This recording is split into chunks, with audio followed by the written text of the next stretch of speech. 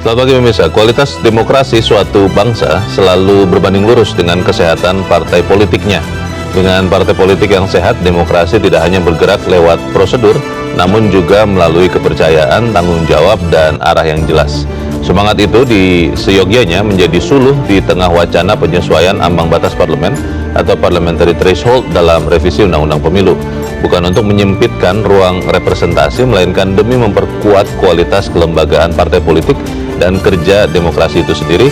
Apalagi sudah ada putusan Mahkamah Konstitusi nomor 116 tahun 2023 yang menekankan pentingnya metode penentuan ambang batas secara rasional. Saat ini ambang batas parlemen ada di angka 4%. Pemirsa, inilah editorial Media Indonesia di hari ini Selasa 3 Februari 2026 dengan tema meneruskan ambang batas parlemen bersama saya Leonard Samosir. Anda semua para pemirsa juga bisa ikut menyatakan pendapat Anda nanti dengan telepon nomor 021-583-99-100. Dan pemirsa, pagi ini telah hadir bersama saya Ketua Dewan Redaksi Media Group, Elman Saragih. Bang Elman, selamat pagi. Pagi, beliau. Sehat-sehat, Bang? Sehat. Ini kita bicara lagi ambang batas parlemen setelah sekian waktu yang lalu ya. Pertanyaannya, Bang, ketika sebagian orang yang mengatakan bahwa ambang batas itu harusnya 0% untuk memberikan keleluasaan seluas-luasnya bagi warga negara, tapi di sisi yang lain kita melihat ambang batas yang sekarang berlangsung 4% atau berapapun nanti diputuskan, itu kan mungkin sebagai salah satu seleksi ya untuk memperkuat partai politik. Pesan editorial apa, Bang? Ya, memang masalah ambang batas parlemen ini kan sejak dari awal tetap dipersoalkan ya. Iya. Seperti yang Bung Leo katakan tadi kan, masyarakat umumnya kan, ya bukan umumnya, ada juga kalangan yang berharap 0% kan. Supaya semua katanya bisa maju. Supaya semua bisa maju. Tapi kan Bung Leo bisa bayangkan, kalau misalnya satu partai hanya lolos satu orang misalnya. Satu orang, oke. Satu orang. Kalau ada misalnya 15 partai, punya calon satu orang, dua orang, tiga orang, empat orang di parlemen itu kan artinya kan ya bukan gaduh sih, tapi kan itu kan akan menyulitkan juga. Tidak efektif ya? Ya, kerja-kerja parlemen itu juga tidak akan fokus, tidak akan efektif, dan pasti sulit mengambil keputusan di parlemen kan. Dan bahkan dan mungkin juga ya quote-unquote memang ya mungkin jangan-jangan juga mereka akan menyandra presiden juga kan gitu kan. Iya kan? Oke. Jadi ini sebetulnya yang disasar sebetulnya kan efektivitas, bukan mau meminggirkan partai-partai politik. Tidak untuk menghilangkan hak konstitusional warga negara. Bukan juga menghilangkan suara-suara rakyat itu kan gitu kan. Tapi memang harus ada ukurannya. 1%, 2%, 3%, 4%. 4% itu sebetulnya sangat ideal. Tidak terlalu besar dan juga tidak terlalu kecil, sehingga memang kita lihat kan langsung tersaring kan. Hanya berapa partai yang di parlemen itu dan efektif. Tapi kan pertanyaannya begini, Bang, untuk yang kemudian tidak mencapai ambang batas 4%, kan dalam sistem yang berlaku sekarang ini, sistem pemilu kita, ya suara-suara itu kan hilang begitu. Nah, itu kan menjadi pertanyaan, apakah kemudian memang warga negara itu punya hak konstitusional yang berbeda? Kita akan bahas itu, Bang Elman. Pemirsa, inilah editorial Media Indonesia untuk hari ini Selasa 3 Februari 2026, meneruskan ambang batas parlemen.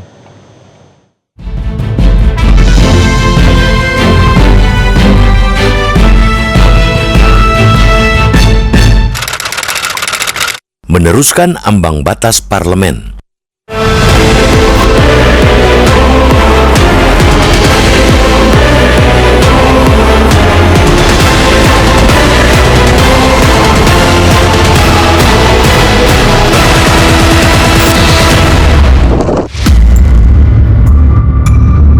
Kualitas demokrasi suatu bangsa selalu berbanding lurus dengan kesehatan partai politik.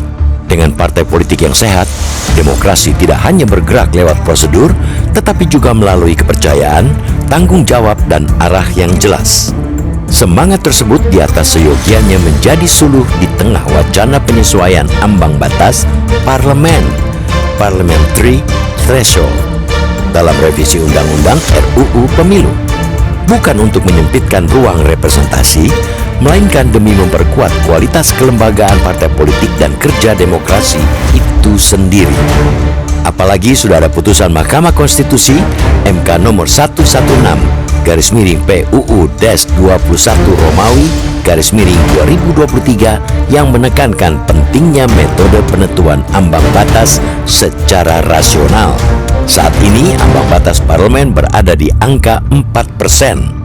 Dalam kerangka menyehatkan partai politik, angka tersebut sudah sepatutnya ditingkatkan agar mendorong partai-partai membenahi struktur organisasi internal, memperkuat basis massa, serta mengukuhkan ideologi.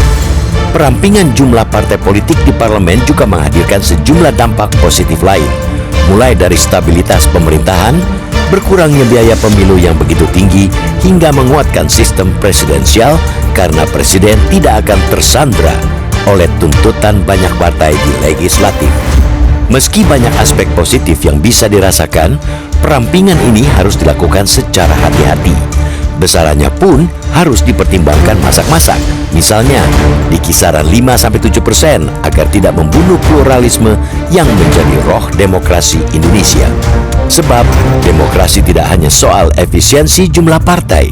Kita tentu tidak ingin suara kelompok minoritas atau aspirasi lokal justru terpinggirkan karena tidak menjadi agenda partai-partai besar.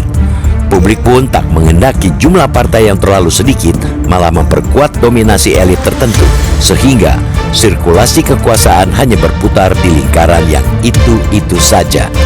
Oleh karena itu, pembuat undang-undang perlu terus diingatkan bahwa konstitusi menjamin kebebasan warga negara untuk berkumpul dan berserikat. Pembatasan jangan terlalu ketat yang hanya akan menciptakan demokrasi yang prosedural secara administratif, namun cacat secara substansial. Kita juga mendesak pemerintah dan parlemen menyiapkan formula yang lebih adil dan ideal sehingga tidak membuang suara rakyat, wasted votes. Karena bahaya paling nyata dari ambang batas yang terlalu tinggi adalah suara rakyat hangus, bukan karena salah pilihan, melainkan karena tersingkir oleh desain aturan. Pihak pembuat undang-undang juga mempertimbangkan agar penerapannya dilakukan secara bertahap, mulai dari pemilu 2029, pemilu 2034, dan seterusnya. Hal ini penting untuk mencegah guncangan publik karena memberikan waktu bagi partai politik, terutama partai kecil dan baru, untuk melakukan konsolidasi organisasi. Transisi secara bertahap juga memungkinkan penyelenggara pemilu dan pembuat undang-undang melihat dampak dari setiap perubahan angka terhadap stabilitas pemerintahan dan tingkat keterwakilan rakyat. Pada akhirnya, pendekatan yang terukur ini menjadi jalan tengah untuk menjaga keseimbangan antara efektivitas pemerintahan dan keadilan representasi dalam demokrasi.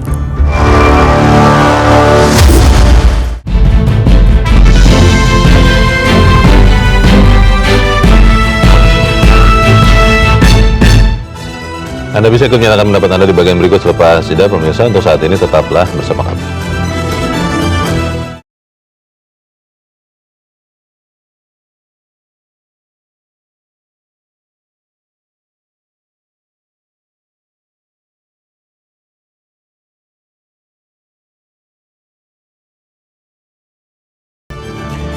Terima kasih Anda masih bersama kami pemirsa, dan sekarang kita akan mendengarkan dulu Bang Elman pendapat dari pemirsa Metro TV. Kali ini dari Banjarmasin, Kalimantan Selatan, ada Pak Tasrik Usman. Pak Tasrik, selamat pagi.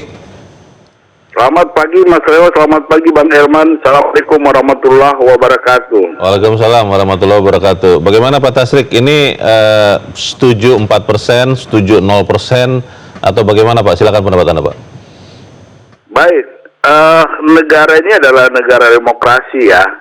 Jadi setiap pendapat itu harus dihargai, tetapi kita juga harus ada punya rasional demokrasi. Sekarang ini kan ambang batas parlemen kan 4%. Ya. Kalau ada yang menghendaki 0%, itu sepertinya secara rasio demokrasi juga kurang pas.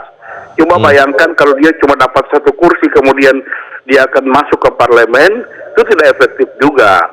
Kemudian ada yang menyarankan 2,5%. Ada yang, yang ingin tetap 4, bahkan ada yang ingin 5%. Menurut hemat saya, kalau terlalu tinggi juga itu menghambat demokrasi. Tapi kalau juga tidak punya hasil yang maksimal, juga itu merusak demokrasi atau memperkecil kesempatan untuk orang. Sehingga saran saya tetap saja di 4%. 4% itu masih rasional, artinya pemerintah memberikan kesempatan pendirian partai politik sebanyak mungkin, tetapi dia juga harus punya usaha dan ikhtiar bagaimana memperoleh suara di parlemen yang lulus di parlemen threshold. Jadi itu saran saya, sebaiknya tetap saja di 4%, Bang Herman. Terima kasih. Assalamualaikum warahmatullahi wabarakatuh. Waalaikumsalam warahmatullahi wabarakatuh. Terima kasih Pak Tasrik Usman di Banjarmasin, Kalimantan Selatan. Selamat pagi, Pak. Setuju 4%, Bang Herman. Tapi kembali lagi ke pertanyaan sebelum jeda, Bang.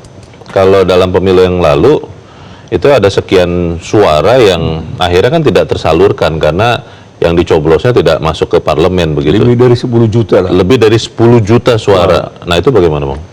Ya memang prihatin juga sih ya. Tapi memang seolah-olah suara itu kan di peta kompli kan. Karena ada partai politik, ada yang coblos kan. Iya. Tiba-tiba ada yang menjadi setelah dikonversi jadi 1 kursi kan.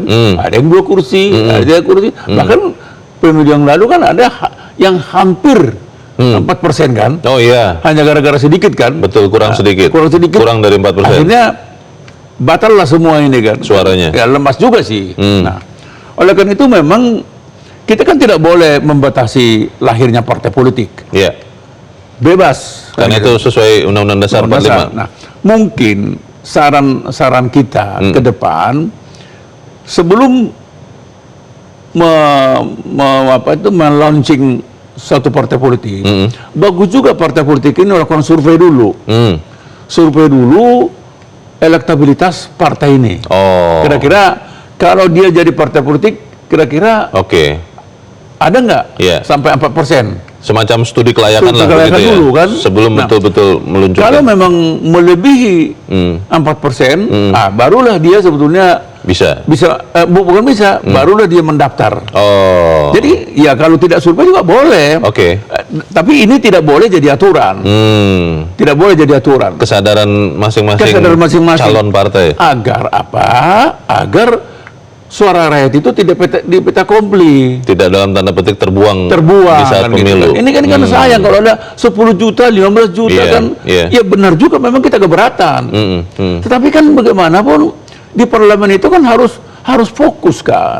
Kan nggak boleh misalnya ketika di sana ada sampai 20 partai, masing-masing mengirim 1, 2, 3, 4 kan begitu kan? Yang kalau misalnya pemungutan suara harus voting, akhirnya bisa saling kunci. Walaupun memang nanti akan diatur kan, akan partai-partai yang tidak lolos, tidak mencapai 13 orang, karena sebetulnya 13 komisi kan, bergabung kan. Betul. Tapi tetap aja tidak efektif, karena dia suara dari partai lain, walaupun gabung dengan partai B banget kan. Karena aspirasinya mungkin beda. Nah, oleh karena itu memang sudah benar sebetulnya ya tanda kutip ya terseleksi kan. Sehingga di parlemen itu ada idealnya sebetulnya kan maksimal 5. Itu ideal sekali tuh. Maksimal 5% maksudnya. 5 partai. 5 partai. Itu jauh lebih efektif untuk lagi. seluruh Indonesia di parlemen idealnya 5. 5, 6 ya gitulah. Ya kan itu kan pasti kuat kan. Nanti melanggar Undang-Undang Dasar 45. Oh bukan, itu tidak melanggar. Kan dari awal kan siapa saja bisa mendirikan partai politik. Dan kalau memenuhi syarat, misalnya partai apa itu di kepengurusan di DPP, kepengurusan di provinsi, 75%, keterwakilan, 50% di apa kan dan seterusnya kan gitu kan. Jadi 100% di provinsi. 70% di udara, 50% di cabang. Kan sebetulnya kan tidak ada yang menghambat kan. Nggak ada yang menghambat. Semua bebas. Tapi kan persoalannya kan ternyata ketika dia launching dan ikut pemilu, nggak ada yang milih sampai persen dia kan. Kan di situ kan persoalannya kan di situ kan. Jadi, tapi pertanyaannya Bang, di tengah kondisi bangsa Indonesia sekarang, apa masih bisa orang yang maaf ya tahu diri begitu Bang, bahwa kemudian melakukan studi kelayakan dan ternyata hasilnya ternyata yang memilih saya hanya 0,5%, ya sudah tidak jadi mendirikan partai. Kan kebanyakan tidak begitu, Bang. Yang namanya kecap kan pasti nomor 1, Bang. Nggak ada yang nomor 2 dan seterusnya. Itu bagaimana, Bang? Ya memang enggak, kan gini kan. Yang dipersoalkan orang sekarang kan bagaimana perasaan kita terhadap suara yang tidak terkonversi dalam kursi, kan gitu kan. Nah, oleh karena itu, supaya mencegah ini tidak terjadi, maka kita minta dari awal partai politik ini melakukan survei. Ibaratnya dari hulu sudah apa? Kalau dari hulu dia sudah di atas 4%, ya maju. Kan begitu kan. Baik. Tapi kalau di bawah 4%, ya jangan dong. Artinya kan dia nanti akan menyanyiakan suara rakyat kan. Baik. Kita harus jeda dulu, Bang Eman, dan pemirsa tetap bersama kami, Editorial Media Indonesia segera kembali.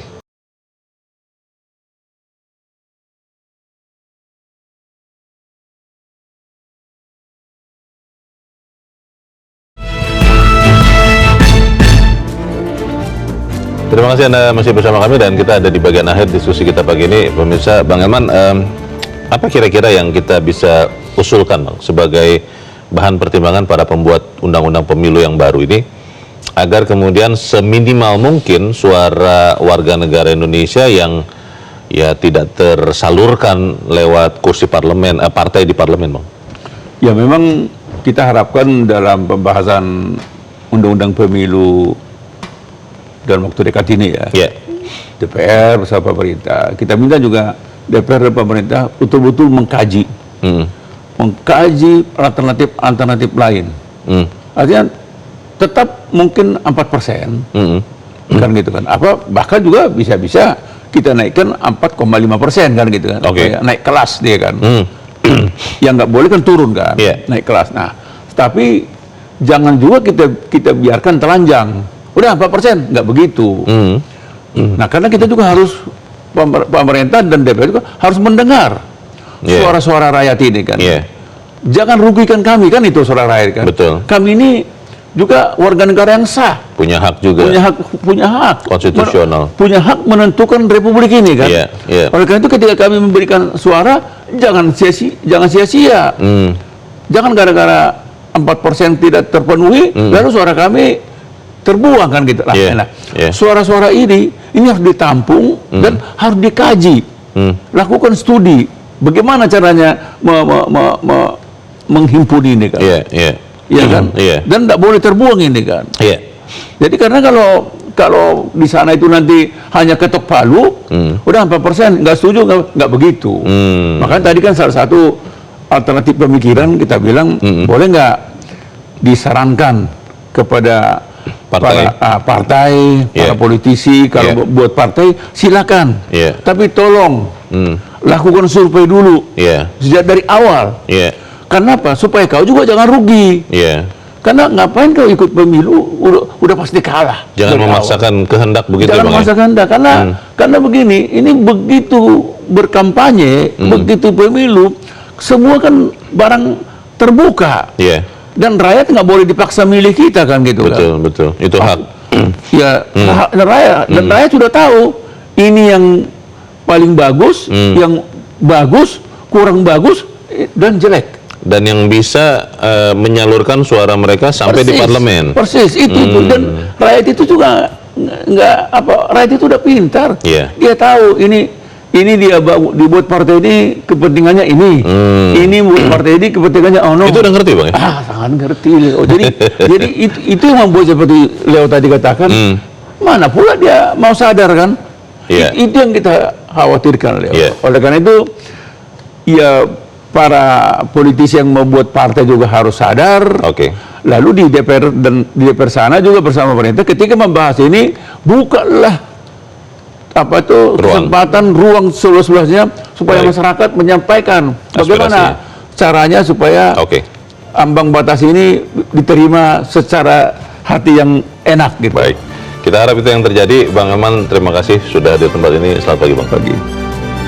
Pemirsa, transisi secara bertahap juga memungkinkan penyelenggara pemilu dan pembuat undang-undang untuk melihat dampak dari setiap perubahan angka terhadap stabilitas pemerintahan dan tingkat keterwakilan rakyat. Pada akhirnya, pendekatan yang terukur menjadi jalan tengah untuk menjaga keseimbangan antara efektivitas pemerintahan dan keadilan representasi dalam demokrasi. Saya, Leonard Samusi, terima kasih Anda sudah menyimak editorial Media Indonesia itu pagi ini. Terus jaga kesehatan Anda, terus jaga nurani Anda. Selamat pagi, sampai jumpa.